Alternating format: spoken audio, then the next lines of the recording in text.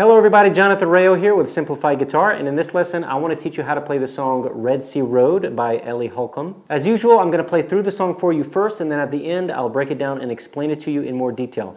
Make sure to stick around for that. For now, let's go ahead and play through the song.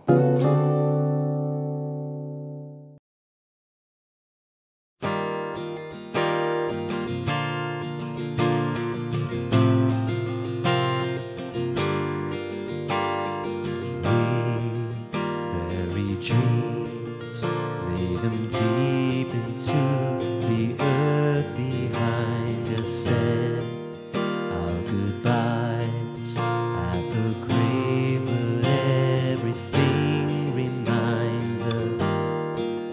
God knows we ate when He asked us to go on.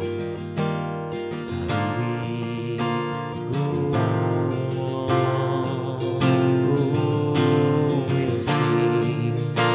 Our souls, we won't bury our hope where He leads us to go.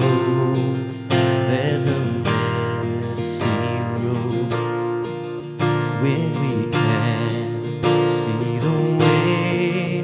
He will part the waves, and we'll never walk alone down the Red Sea road.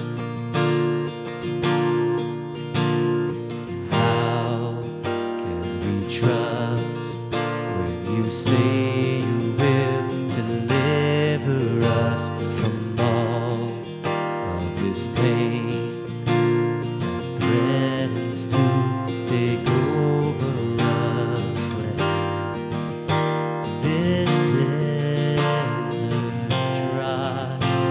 the ocean becomes soon, and we're scared to follow you. So we'll sing to our souls, we won't bury our hope where He leads us to go. There's a Red Sea road when we see the way. He will part the waves, and we'll never walk alone down the Red Sea road. Help us to believe you are faithful, you're faithful when our hearts are breaking. You are faithful, you're faithful, you'll grant us eyes to see. You are faithful, you're faithful, teach us to sing. You are faithful, you're faithful, you're faithful. We will sing to our souls, we won't bury our hope where He leads us to go. There's a Red Sea road when we can see the way. He will part the waves, and we'll never walk alone down the Red Sea road. No, we'll never walk alone down the Red Sea road. No, we'll never walk alone down the Red Sea road.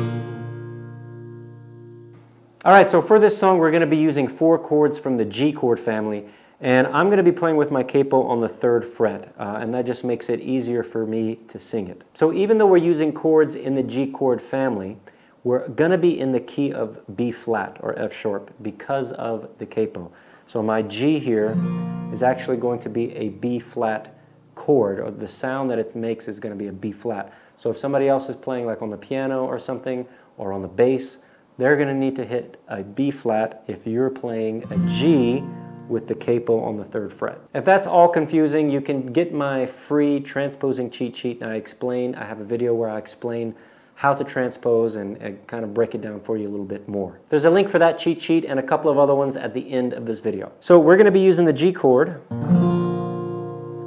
and the C add 9 chord, which is a C alternative in the G chord family. It's a nice easy transition in this family. As you can see, if I'm playing a G here, to go to the C add 9, I just got to move 2 fingers. It's very simple. For the C add 9 chord, we want to make sure to start our strumming on the A string and not strum that low E string.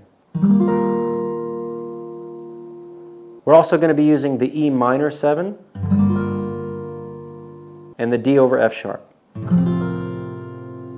So with all 4 of these chords, our 3rd and 4th finger are not moving at all. We're only going to be moving our 1st and 2nd finger for this entire song. For the strum pattern, even though it seems pretty fast, it's actually pretty simple because it's just a 3-beat strum pattern. It's a pattern that only lasts for 3 beats, and that's just going to be repeated over and over and over again for the entire song. So we're going to be having 3 down strums, 1 down strum for each beat, and then we're going to throw in an up strum after beat 2 and 3. So I'm just going to hold the G chord, and I'm going to play that strum pattern, and I'm going to count the beats out loud so that you can hear what's happening. 1, 2, and 3, and 1, 2, and 3, and 1, 2, and 3, and 1, 2, and 3, and 1, 2, and 3, and 1, 2, and 3, and 1. So you can kind of hear that I'm putting emphasis on that first beat of each measure. When I say 1, I'm strumming harder right there and softer on all the other ones. So if you're having trouble with the strum pattern, that's a great way to practice it. Just pick one chord that you're comfortable with, like the G chord. Hold that, don't worry about transitioning into any other chords, and just play the strum pattern on repeat over and over and over again, counting the beats out loud so that your attention can be fully focused on that strum pattern until you get the strum pattern set to memory, and then you can try to put it inside of the song with transitions and everything else. All right, I hope you found this lesson useful. If you did, please give it a thumbs up and don't forget to subscribe to the channel, and I hope to see you in the next lesson. Take care.